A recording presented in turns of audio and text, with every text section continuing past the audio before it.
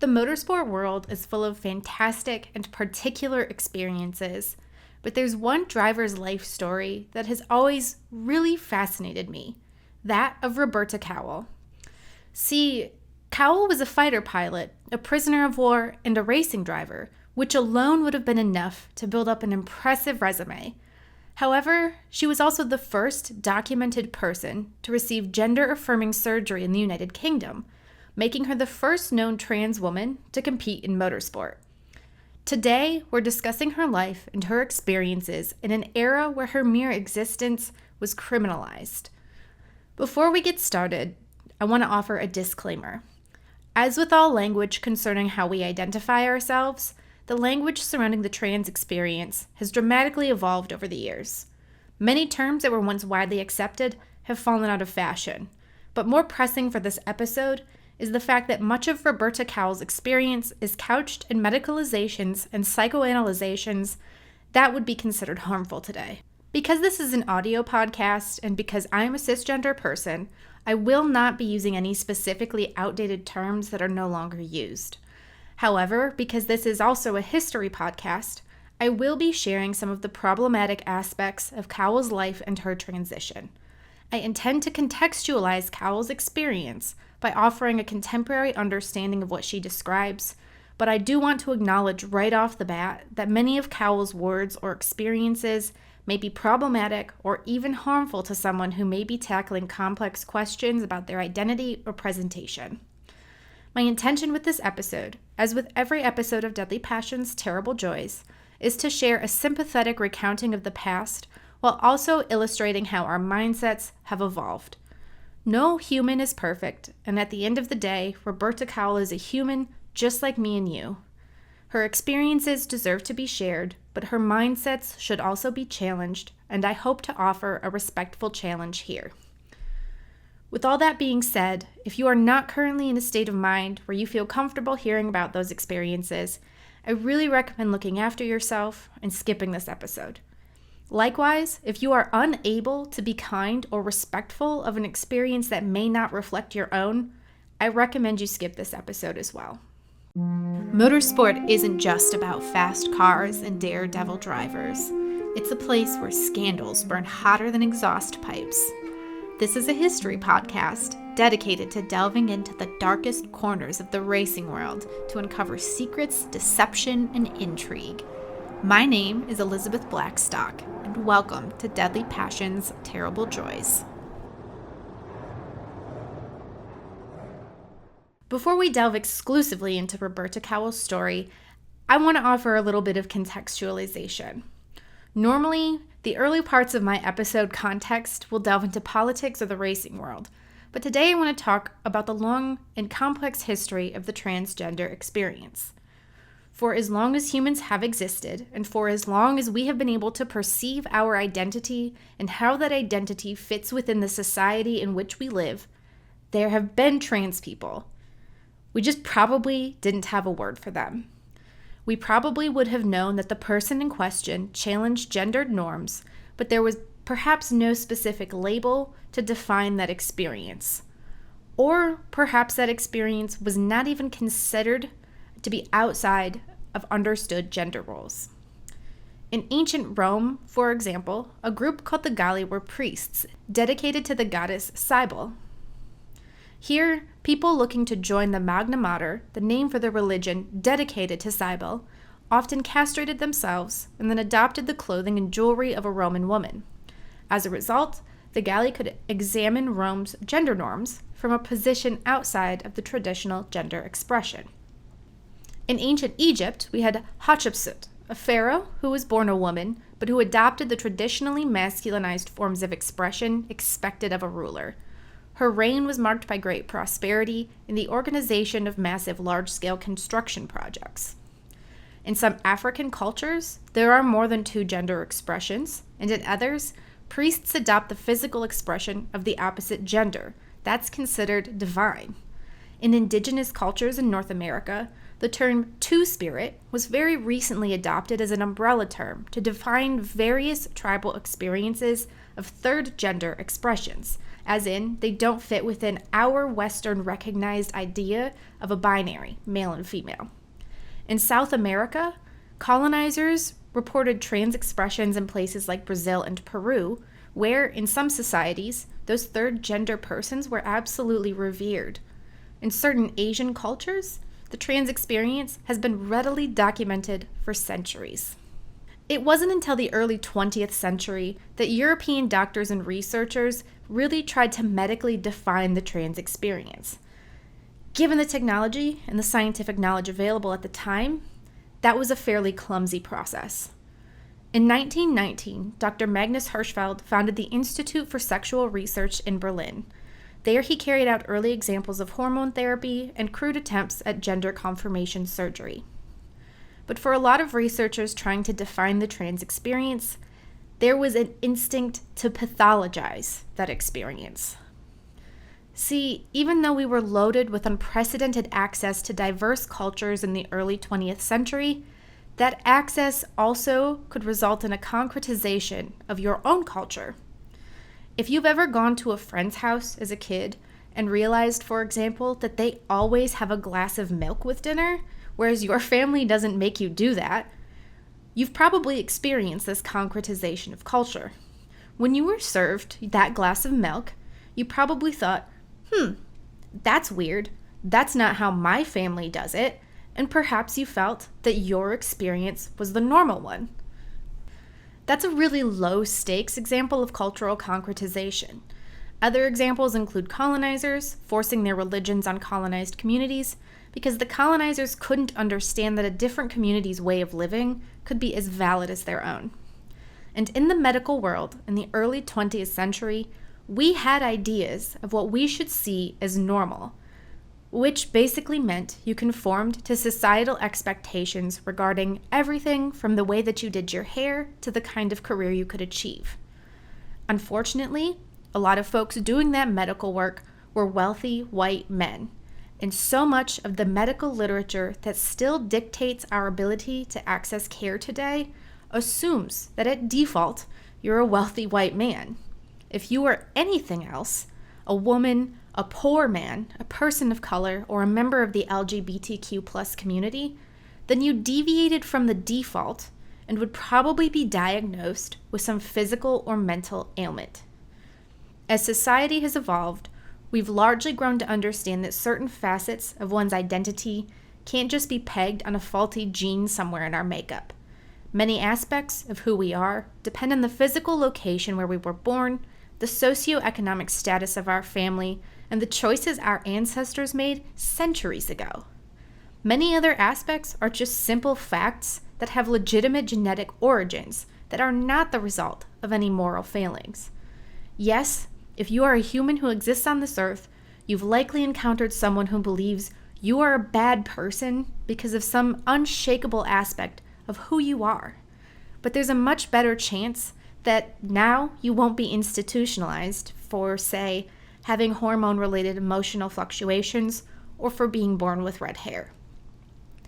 In the early to mid-20th century, though, Western society was still in that flux state where we were slowly beginning to learn more hard scientific facts that could tell us perhaps that the simple fact of having a menstrual cycle was not indicative of a moral failure, but we were also still kind of trying to find something wrong with that because our social culture hadn't progressed along with the medical culture.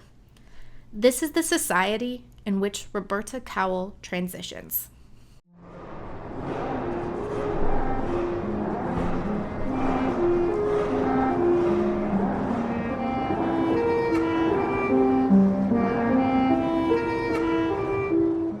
Are you tired of the same old boring motorsport merchandise?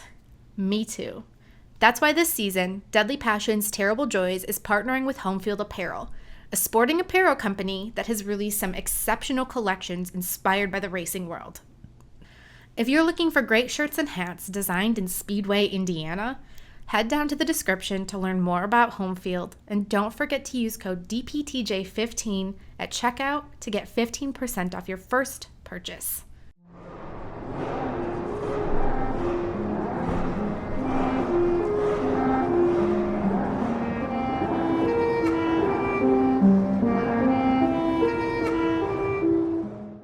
Robert Marshall Cowell was born in Croydon, London, England on April 8, 1918, to parents General Sir Ernest Marshall Cowell, KBE, CB, and Dorothy Elizabeth Miller. From here on out, I will be exclusively referring to Cowell as Roberta and using female she/her pronouns. Even though Cowell actively identified as a male for the first few decades of her life, I will be referring to her as a woman out of respect for her experience.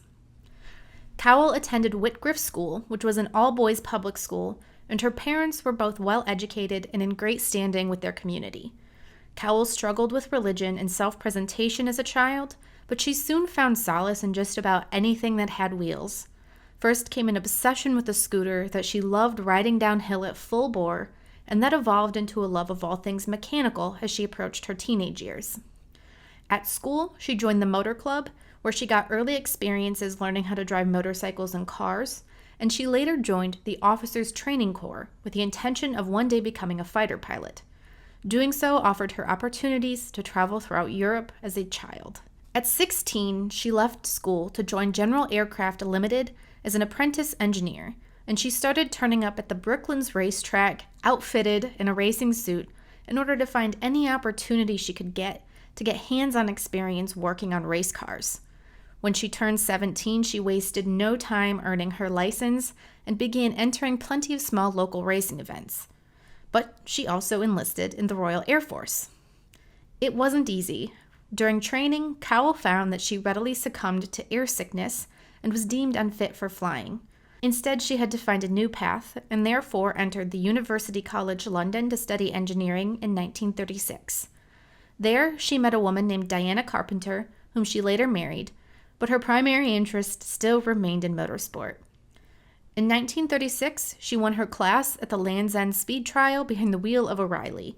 3 years later, at just 20 years old, she owned 3 racing cars that she maintained herself, competing in both the Donington and Antwerp Grand Prix, among countless other events all around England. Such was her love of racing that she even brought a tiny bottle full of fuel and oil with her when she was sent off to war. When she sniffed the bottle, she was reminded of her favorite place to be, the racetrack. Even though she had been previously deemed unfit for flying, Cowell applied for a job at the Air Ministry and was instead given the opportunity to move up through the ranks by starting off in the Royal Army Service Corps. In June of 1941, she married Diana Carpenter and then quickly jetted off to join the Royal Air Force. This time, she passed her medical exam and avoided vomiting during a slew of aerobatics, and that was that. She began training as a fighter pilot, just as she'd hoped when she was a child. In her autobiography, she recounts a moment where she passed out while flying due to a lack of oxygen that resulted from a Spitfire malfunction. She came to and managed to fly her way back to her squadron's base, but that was only the beginning of her troubles. A few months later, her squadron was stationed outside of Belgium, where they were battling off Nazi troops. On November 18, 1944, Cowell was piloting one of 2 Typhoons on a low-level sortie over a small German town, but anti-aircraft fire damaged her plane. She couldn't bail out because she was flying too low. Instead, she had to effect a dead-stick crash landing. She made it to the ground unhurt, but German troops scooped her up. Roberta Cowell was a prisoner of war. She attempted to escape a few times early on in her capture, but both attempts failed, and she was brought to a POW camp deeper into Germany. In her autobiography, she details the 5 months she spent as a prisoner, where she taught automotive engineering classes and designed her ideal Grand Prix car to pass the time. Her account of that time was pretty harrowing. She writes of splitting one slice of bread with 14 other prisoners, and of being so hungry that she killed cats just to have some raw meat. She writes of a fellow prisoner who wrote a letter of thanks to a woman who had knitted a sweater for the Red Cross, a sweater that found its way to that prisoner in the POW camp. The woman wrote back, "I'm sorry to hear that you have received my sweater, as I had knitted it for a fighting man." Cowell also describes a serious aversion to any kind of homosexual behavior. While at the camp, she rejected a part in a play because her fellow inmates wanted her to act as a woman. Because she identified as a man at the time, she thought that playing a woman would make her appear homosexual and declined the role. She also writes of her disgust at any men who propositioned her or others in the camp. By April 1945, when it became clear that the Red Army was closing in, German soldiers attempted to evacuate the camp in which Cowell was held prisoner, but the prisoners refused to leave. Eventually, the German soldiers just abandoned the camp, which was soon found by the Red Army in the night of April 30th. Riddled with scabies and 50 pounds lighter, Cowell was soon sent back to England, where she, as well as her fellow prisoners, would be expected to find a new path in life.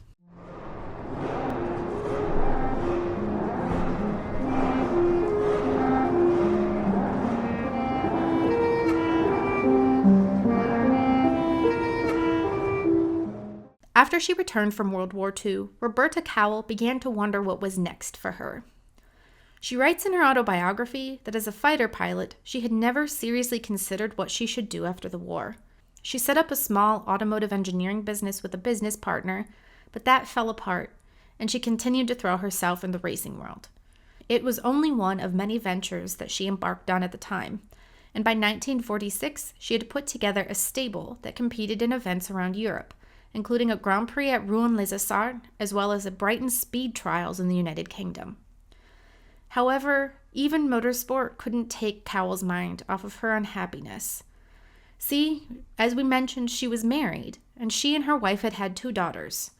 They had purchased a beautiful home, and Cowell's businesses were starting to move well. But she reflects on this period in her autobiography that, quote, "I was not at all well, physically, and it seemed that something was drastically wrong somewhere." This seemed to come to a head when she watched the film Mine Own Executioner.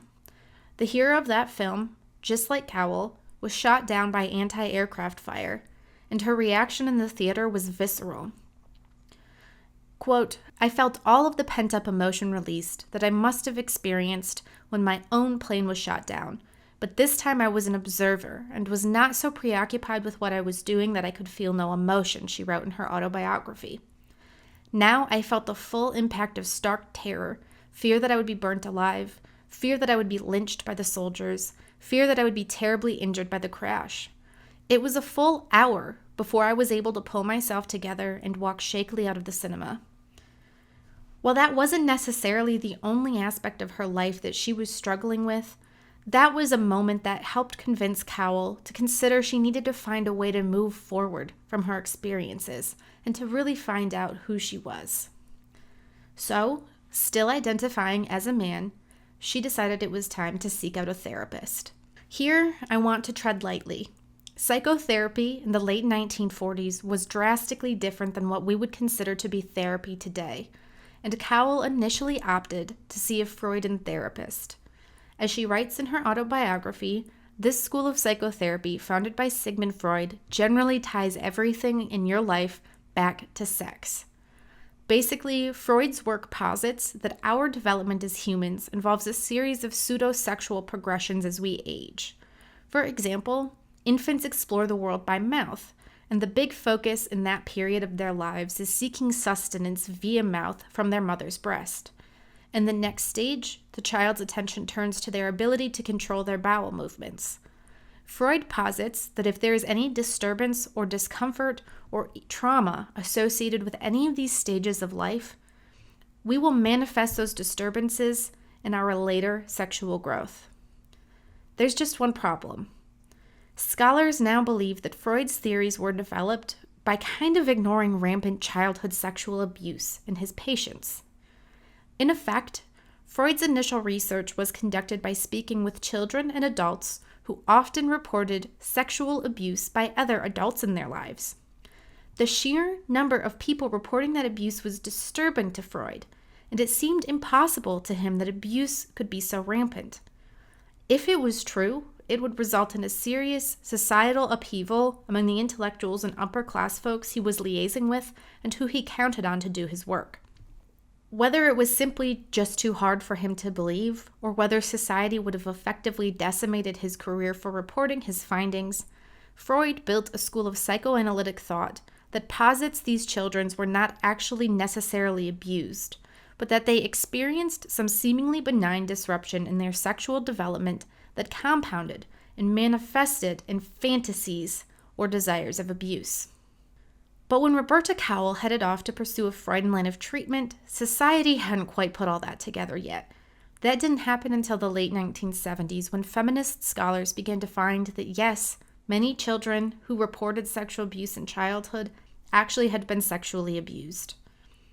By speaking to a therapist, Cowell says that she learned, quote, the real conflict that she was facing, quote, was due to the dynamic energy of primary urges with their inhibiting elements which were denied expression. She described her dreams to her therapist, and he helped her work through their meaning. But it wasn't until she moved on to her next therapist that her world and self-perception changed. Her second therapist put her through a round of tests, word association, ink blot tests, and so much more. He came to the conclusion that her unconscious mind was, quote, predominantly female. Reflecting on this in her autobiography, Cowell wrote, I had confidently experienced that the result of the analysis would be a discovery of the fact that I had an unconscious fear of losing my masculinity. I expected to find traces of the Oedipus complex and signs of repressed conflict between animal instincts and moral upbringing. I did not expect to find that, freed of repressions, I was psychologically a woman. From here, Cowell goes on to share a lot of problematic rationale for her understanding that she was mentally and physically actually a woman. She points to typically feminine traits and to typically feminine secondary sex characteristics. These rationalizations helped her come to the conclusion that she should begin a physical transition and that she should begin living as a woman. Mentally, Cowell had accepted that she may be living inauthentically, but she needed physical confirmation as well, especially after a friend named Lisa made a passing joke about how Roberta should be using a brassiere. She visited a sexologist at Harley Street in London who determined that Cowell had, quote, prominent feminine sex characteristics, like wide hips, narrow shoulders, a female-type pelvis, small hands and feet, no Adam's apple, and a typically feminine, though underdeveloped breast formation. Cowell also notes that there was, quote, some degree of hermaphroditism present. This kicked off a greater period of potential but conflicting medical self-discovery. Cowell says she visited gynecologists, endocrinologists, general practitioners, and even a professor of anatomy. They all seemed to agree that she exhibited more female characteristics than male characteristics, and that they were somehow surprised she was even as masculine as she was. Cowell says that with the medical confirmation, she now had a choice.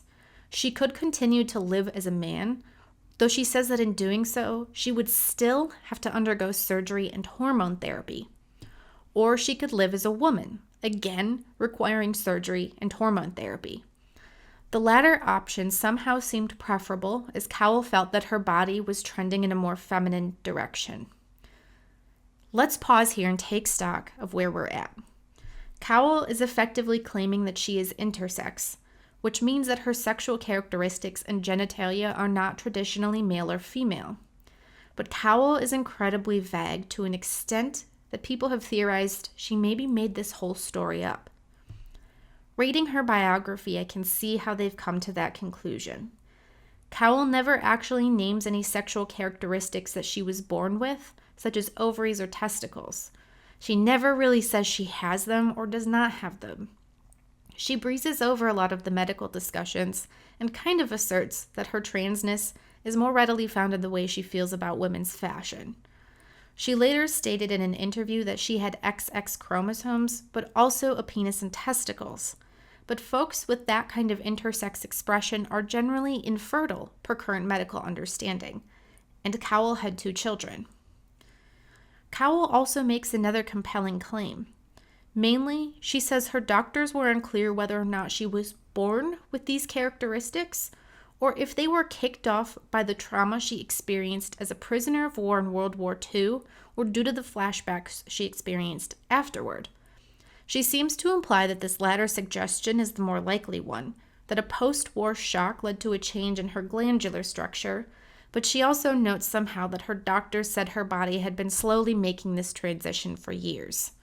Basically, there is a lot of ambiguity here, and it seems a little fantastic that Cowell would have no indication that she exhibited female sex characteristics until she visited multiple doctors, who all universally agreed that she did so.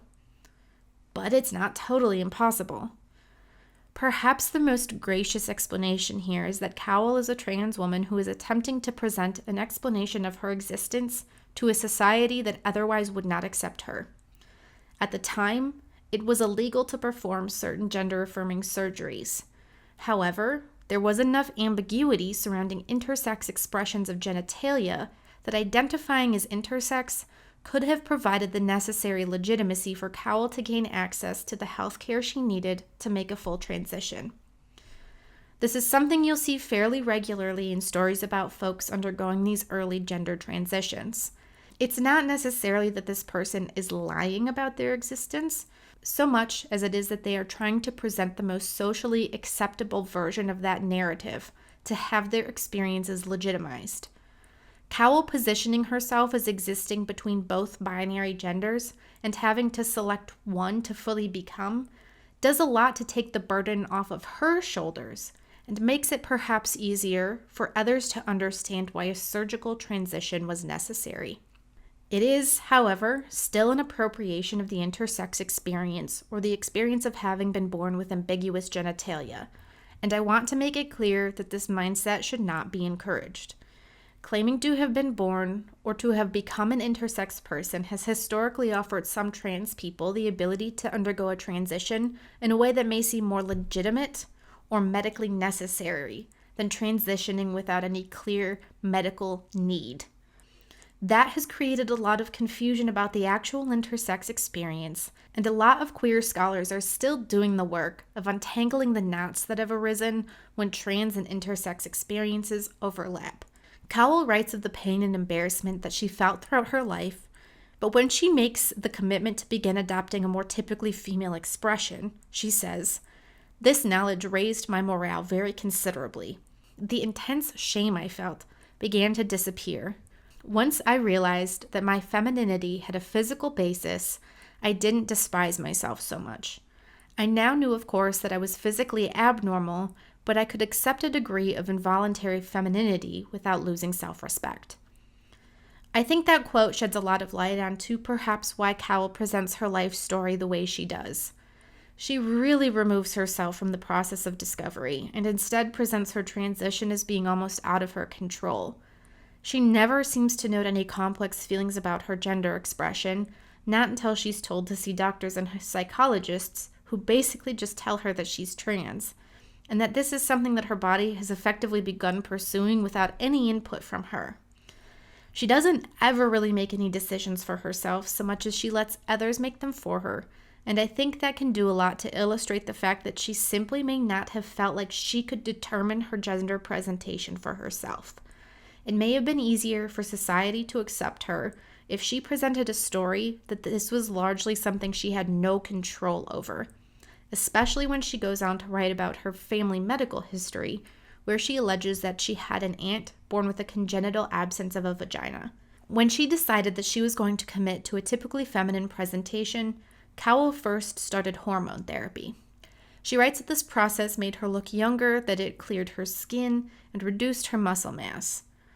Allegedly around this time, people also began to look at her and noticed that she didn't conform exactly to their expectations of what either a man or a woman should look like. This was a very difficult time in Cowell's life.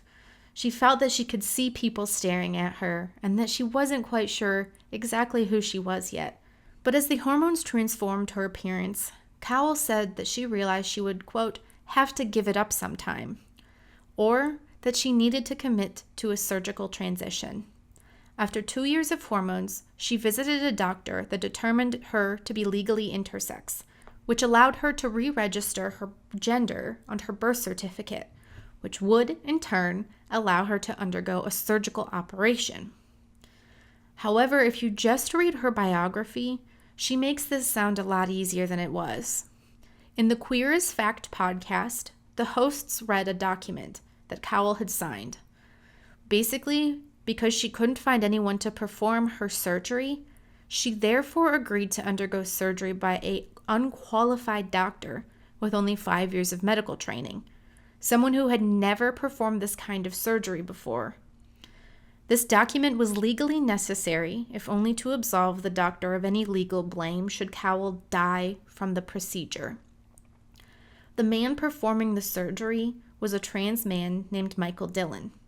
Cowell first met Dillon through his publisher after he wrote a book about becoming the first person to receive gender-affirming surgery to give him a penis. Cowell doesn't share much about the relationship between the two of them, but the assumption is that she was looking to Dillon to help her access surgical care for herself. When Dillon couldn't find anyone to do it, he opted to conduct the procedure. Basically, what was going on here was that Cowell was stuck. In order to legally change her sex on her birth certificate, she needed to remove her testicles. And at the time, laws in the UK prevented doctors from surgically removing otherwise healthy testes. Should Dillon successfully perform the operation, then Cowell could visit the other doctors who would provide her with the paperwork necessary to say that she didn't have functioning testes. She just needed to get rid of them first. After that point, in the eyes of the government, she could legally change her sex, and she would be able to pursue further gender-affirming surgery at a later date with doctors who were confident that they wouldn't be arrested for doing so. This entire procedure of removing testicles is completely ignored in Cowell's biography. Not only was it illegal, but it was also highly dangerous and threatened to harm the medical standing of Dillon, who performed the surgery. After she was legally able to change her sex, it was 1952 that she underwent the first recorded gender-affirming surgery in the United Kingdom by Sir Harold Gillies. He performed Dillon's gender-affirming operation as well. Cowell reports that it took 6.5 hours, though she also says she felt no pain. A great result, considering Gillies' only experience with performing the surgery had come the night before, when he had practiced on a corpse. 2 weeks later, she was able to return home. The operation made a tremendous difference to me psychologically, Cowell wrote in her autobiography. I felt quite different and very much happier. The results were almost miraculously good, and I was very glad indeed to have this art of the metamorphosis completed. Shortly after she returned to life as she knew it, though, Cowell realized she was also interested in undergoing facial surgery to, quote, remove any residual traces of masculinity, and also to make herself a little prettier in the process. She moved to a new apartment and soon made her first forays out into public as a woman, where Cowell reflects on the sense of approval she received from men who found her attractive.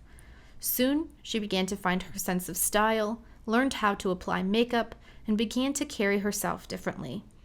One of the more compelling parts of her autobiography touches on the contradictory advice she received regarding diets, makeup, and more, something she had never had to deal with when she was presenting as a man. She describes the struggle she felt coming out to her parents and the struggle she had with dating. Soon, though, Cowell was faced with new challenges. Namely, she notes the appearance of other trans people popping up in the media, such as Christine Jorgensen.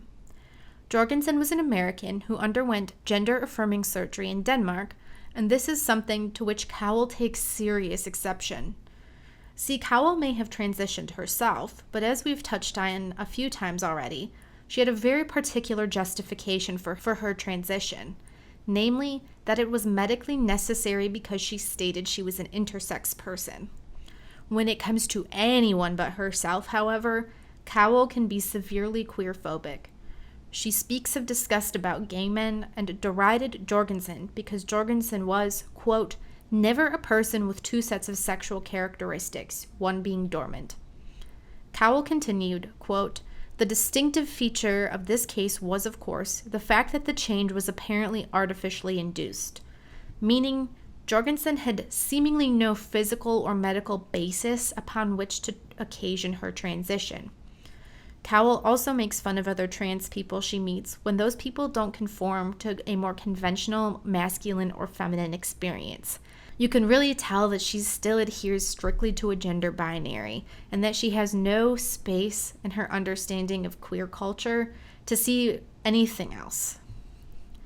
As she got older, it seemed that those views became more extreme.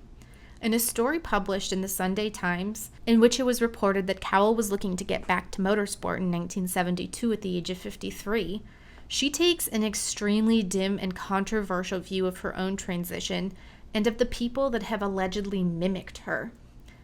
"I was a freak," she was quoted as saying. "I had an operation and I'm not a freak anymore. I had female chromosome makeup, XX. The people who have followed me have often been those with male chromosomes, XY. So they've been normal people who've turned themselves into freaks by the operation." Later, she goes on to say, "Many people thought they could copy me, but it's like admiring someone without legs and having your legs off to be the same. Or it's more like seeing a thalidomide child and having the operation to be the same." Obviously, these are not acceptable mindsets. Anyone can transition for any reason. It does not need to have a medical basis. But Cowell was firm in her belief that she had a legitimate transition and many other trans people did not. The 1972 story goes on to say that she disagrees with the women's liberation movement, that she doesn't agree with the blurring of gender lines, and that she claims women and men are so different as to be different species. In 1954, Cowell was offered a significant sum of money to tell her story to the press. It's not exactly clear if someone found out about Cowell and told her that they were going to sell her story before her. It's also entirely possible that Cowell told the press herself. She really needed money, and she was being offered thousands of pounds just to have her story told. The autobiography I'm referring to in this episode is effectively the story that got published in the papers, and it was a huge sensation in both the US and the United Kingdom. By the time her story was published, Cowell had left the UK, determining it was best to probably be out of the country when it hit the press. And that turned out to be a good thing. Journalists dug up everyone from Cowell's past that they could find, including some of her former doctors and even her father, who would claim that Cowell had either been a normal boy or that she had reported them saying things that they felt had been misinterpreted, misquoted, or were entirely untrue. Rather than continue any sympathetic or sensationalist coverage, the press instead began sharing scandalous tidbits about Cowell, claiming that she was a, quote, transvestist, or effectively that she was a man who found sexual thrill in wearing women's clothes. People began demanding her birth certificate be amended to declare her a man, while others denied her entire experience outright. That nasty reporting circled around for a while until it faded out of the press, and Cowell remained out of the country until it had kind of gone undercover. We don't really know much about Cowell after her coming out, at least not until after her death in 2011 at the age of 93. She did continue racing, even winning the Shelsley Walsh Hill Climb in 1957, but she declared bankruptcy the following year. As the 1960s kicked off in full force, she found it very difficult to secure employment without effectively bringing negative press to her employer. She still continued racing into the 70s and even logged over 1,600 flight hours because racing and flying were her all-consuming passions in life, but she really wasn't doing much else. In the 1990s, she moved into sheltered accommodation, which is effectively a kind of rented housing for vulnerable communities. She died in obscurity on October 11, 2011. No one, not even her family, was aware that Cowell had died until The Independent published a posthumous profile on her and reached out to her daughters to ask if they had a comment. The story published in The Independent is painful. It begins, quote, 2 years ago, a 93-year-old woman died alone. She was found lying on the bedroom floor of her sheltered housing accommodation in West London. The flat was so cluttered that the warden struggled to remove her body. Half a dozen people attended the cremation, and news of her death did not spread beyond Twickenham. This is not how Roberta Cowell should be remembered. The paper contacted Cowell's 2 daughters, Anne and Diana, who did not know that Cowell had died. Cowell had last spoken to her daughters in 1948 when she had gotten a divorce from her wife, and Cowell had avoided contact with them in the later years of her life, even though her daughters wrote letters seeking to reconnect. Nobody told me about the sex change, Diana, the younger of Cowell's 2 daughters, is quoted as saying in The Independent. I read about it in the newspaper. They were trying to protect me, but it was the biggest shock of my life. I must have been 12 or 13. The worst thing was that suddenly I knew this was reality. Your father's not coming back to you. Ever. And that's why it hurt so much. Diana is later quoted as saying, "It's a relief to know something at last." And that, quote, "I was 17 when I got married and had my first child at 18. I think part of me wanted to prove that there was nothing wrong with me." "I just think it's sad we could never be friends," Anne, Cowell's eldest daughter, said, "especially now that we know she died alone in sheltered housing." Cowell was buried not with flowers, but with a white enamel sign reading "Roberta Cowell Racing" in bright red letters. She'd had it made up in hopes that she could start another racing business.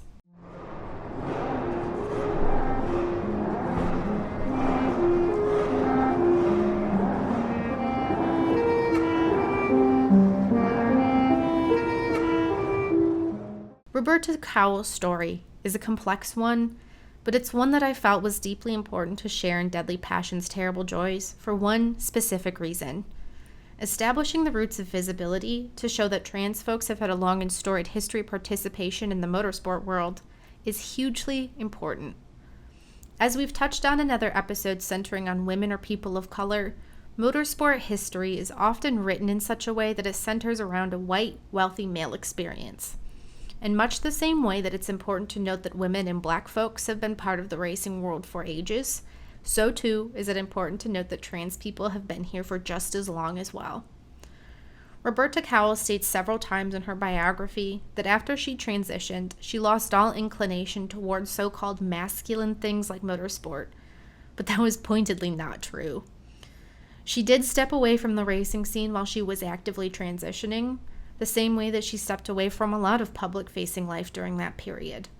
But both before and after her transition, Cowell was a regular fixture behind the wheel. As an early example of a trans person experiencing gender-affirming surgery, Roberta Cowell is full of contradictions and problematic mindsets. Her queer phobia is impossible to deny, as is her belief that she was somehow a legitimate trans person, compared to other illegitimate trans folks who had no medical basis for transitioning. These mindsets are harmful. They are problematic in the extreme, and they should not be looked upon as an example of appropriate conduct. Again, anyone should be allowed to transition for whatever reason. If it makes them happy and that is how they feel that they should live their life, that should be their prerogative. But the reason I want to share these problematic mindsets with you is the fact that history is never straightforward or simple. Cowell should be commended for her strength in pursuing an authentic form of self-expression, even though it was both socially reprehensible and also literally illegal. But her belief in her superiority over other members of the LGBTQ community, as well as the harmful perpetuation of mindsets about who should be allowed to transition, need to be held to task. More than anything else, though, I want to show that we should always be creating space for all kinds of diverse experiences in racing, because all kinds of people have always been involved in motorsport. Cowell may have been problematic, but she also clearly showed that she deserved to have a place behind the wheel. I'll take it a step further to say that all trans people should be welcome in racing, the same way that all women, all people of color, all members of the LGBTQ+ community, and more deserve to feel welcome in racing. Thankfully, we've made a lot of progress when it comes to representation in motorsport across the board. As far as the transgender and LGBTQ+ community goes, organizations now exist to promote and support all members of the queer community in the racing world, and many people are no longer afraid to be themselves in paddocks and grandstands. We also have fantastic ambassadors of the trans experience actively competing these days, like Charlie Martin. But things are very, very far from perfect. Trans folks are over 4 times more likely than cisgender people to be victims of violent crime, much of it stemming from prejudice and hate. There is still ample pushback against the mere existence of trans people, with fear and paranoia running rampant in courtrooms and in legislatures around the world.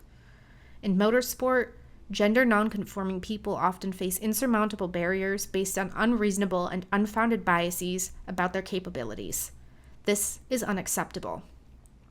I wanted to tell the story of Roberta Cowell to show that trans people exist in motorsport and that they have for decades. I wanted to pay a respectful tribute to a pioneer of queer history while also clarifying the misconceptions about queer folks that even Cowell possessed. More than anything, I want to reinforce my firm belief that motorsport is for everyone and that we all deserve a place in the racing world.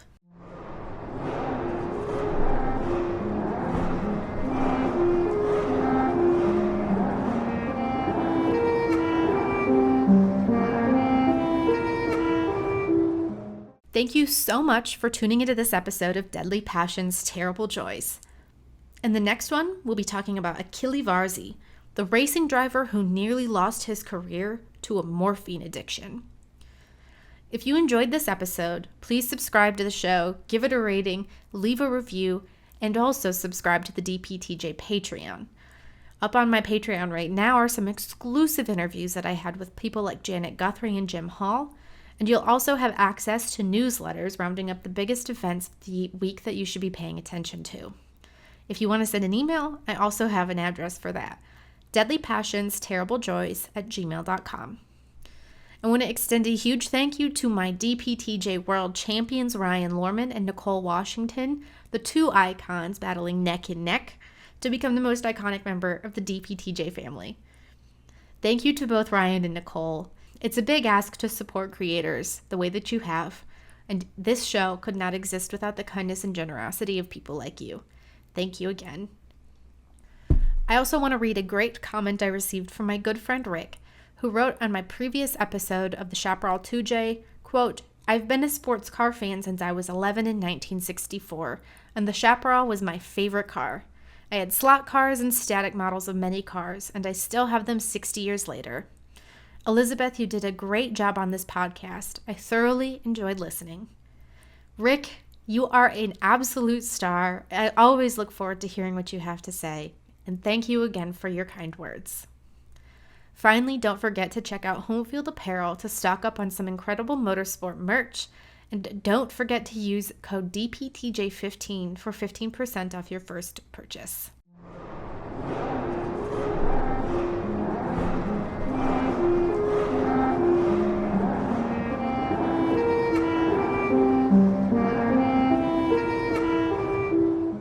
Finally, we're ending with L'Source, the segment named after the iconic turn at Spa-Francorchamps that serves as my bibliography for each episode. It's important to me to be able to cite regularly and accurately, so I'm giving a shout out to some of the most influential sources at the end of each show. The full list is also available in the episode description. First and foremost, I have to pay a special thank you to my wonderful friends Rachel, Ryan, Remy, Lauren, Jules, Jess, and several others who reached out to offer their feedback and advice regarding this piece. I am a cisgender person, but I wanted to make sure that my portrayal of Roberta Cowell was both historically accurate and rooted in contemporary understandings of the trans experience. I understand how crucial it is to share these stories with care, and I'm grateful to everyone who offered advice, read excerpts from the episode, and shared their thoughtful feedback. This show, again, could not exist without the kindness of people like you guys. I also want to give a shout out to the Queer as Fact podcast. The show has a great episode on Roberta Cowell that I've linked below, which really helped me think about how to discuss Cowell's experiences in a respectful but critical way. The rest of that podcast is great as well, so make sure you go catch up on their backlog. It's fascinating. I also heavily referred to Cowell's biography, as well as several newspaper and academic sources describing Cowell's life. Again, you'll find them in the description below. Thank you once more for listening to Deadly Passions, Terrible Joys. I'll see you next time.